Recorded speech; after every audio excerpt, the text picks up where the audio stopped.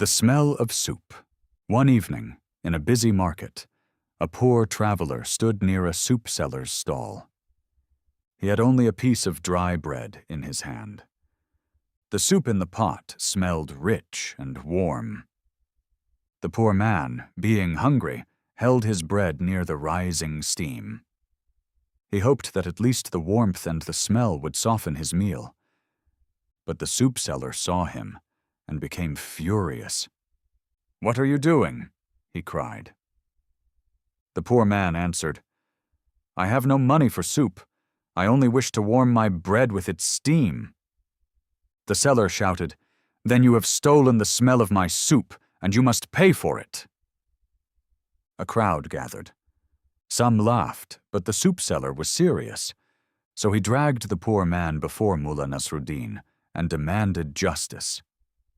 When they arrived, the soup seller said, "This man used the smell of my soup. He owes me money." Nasruddin turned to the poor traveler and asked, "Is this true?" The poor man bowed his head and said, "Yes, Mullah, I am poor. I only held my bread near the pot so I could enjoy the warmth and the smell." Nasruddin thought for a moment. Then he asked the poor man, "Do you have any coins with you?" The traveler reached into his pocket and brought out a few small coins. Nasruddin took the coins in his hand.